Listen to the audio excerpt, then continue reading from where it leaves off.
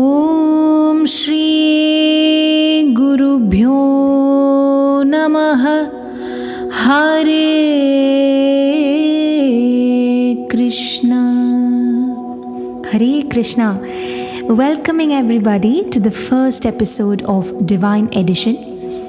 This is a humble offering at His lotus feet, and we are just aspiring to create a collective space where each of us get to forget that ought to be forgotten and remember what ought to be remembered.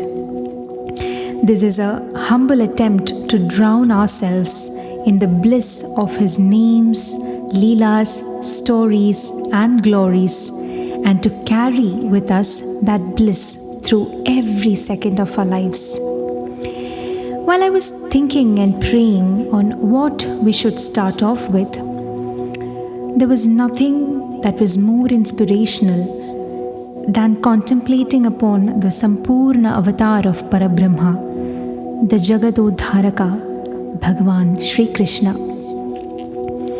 Let us start by contemplating upon one of the verses in Mukundamala, which was divinely inspired by Bhagavan and received by Kulasekhara Alwar, who was the seventh of the Alwar. In the Vaishnava Sampradaya, there are 12 Alvars, and the literal meaning of Alvar is the one who is deeply immersed, deeply involved or drowned in the consciousness of Bhagavan. And each of these 12 Alvars are believed to be the avatar of Bhagavan's symbols. So Kulasekhara Alwar is considered to be the avatar of Kaustubhamani. Now Kaustubhamani, as we all know, is the most fortunate gem that got the great blessing to be in Bhagavan's chest forever and ever.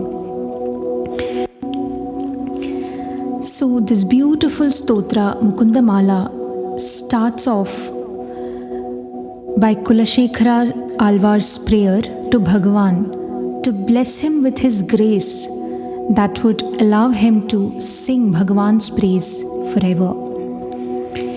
It starts off like Shri Vallabheti Varadeti Daya Pareti Bhakta Priyeti Bhavalunthana Kovideti Nadeti Nagashayaneti Jagannivasa Itiyalapinam Pradipadam Kurume Mukunda. So this is an appeal to Bhagavan Mukunda to allow him to sing Bhagavan's praise always.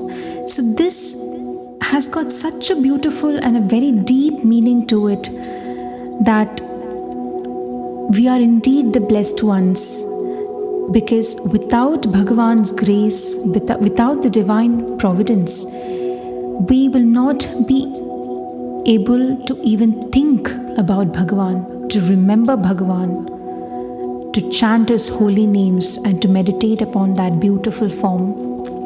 So even to be considered as devotees, even to make that first initial step to get closer to Bhagavan, we indeed need His grace and His grace alone.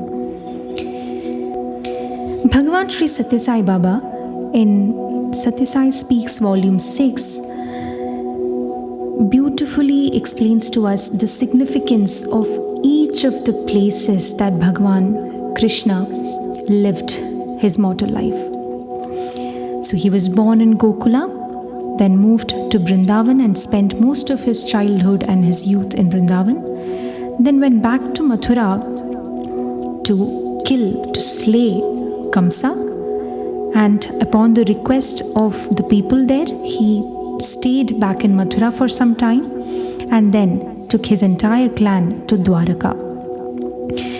So Bhagavan says, "Let Krishna be born in the Gokula of your mind. Let him grow and play prankishly in the Vrindavan of your heart. Let him then be fixed in the Chitta of Mathura, and finally let him rule over the agitationless consciousness as the Lord and Master of Dwaraka." How beautiful, right? So here Gokula is to be our mind.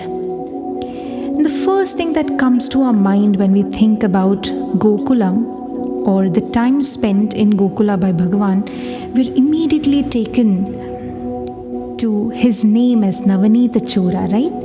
Bhagavan's favorite pastime in Gokulam used to be to stealthily creep into every house and steal the butters that the ammas there would have churned. So when we compare Gokulam to our mind, the significant process here is of madhana, or churning of our mind. How do we get butter? How do we get butter? We churn the curd, and then all the dirt and the impurities are separated, and finally we get the pristine and the pure butter. Similarly, when we do madhana to our mind, when we churn our mind, all the impurities and the dirt comes out as the different forms of demons like Putana, Trinavarta, Shakatasura, who are all sent by Kamsa to kill the little baby. But Bhagavan Krishna, the Paramatma, had killed all of those demons. So similarly, when our mind is churned, all the impurities are taken away and slayed by Bhagavan. And later, we move to Vrindavan, that's our heart. Vrindavan is all about love, about his divine love. So Vrindavan is a place where Bhagavan has spread his divine love to every nook and corner. Take the experiences of gopis and the gopikas, or even the divine love that existed between Krishna and Radha Devi. It's all about love. So just like Vrindavan, let's make our heart filled with Bhagavan's divine love. And once these two things are attained, that is a purified mind and a heart filled with love, let us give the chitta, or our highest consciousness, to Bhagavan, just as how Mathura and Dwaraka. Now the significance of Bhagavan in Mathura and Dwaraka is that he was throughout a protector. Be it the slaying of Kamsa, or be it the moving of his clan to Dwaraka to protect them from Jarasandhan, in both the instances, Bhagavan is the ultimate protector, right? The ultimate caregiver, or the ultimate refuge of the people. So similarly, once our mind is purified and our heart is filled with love, the consciousness, when given to Bhagavan, it is forever taken care and forever protected by Bhagavan in his shelter, in his refuge. So this is the beautiful significance that Bhagavan Baba has told about Bhagavan Krishna's life in these 4 different places. So this is all for the first episode of Divine Edition. I really pray to Bhagavan that all of us are able to experience the nectar that oozes out of Bhagavan's Leelas, stories and names, and let us forever be able to live in his divine grace. Thank you so much. Hare Krishna.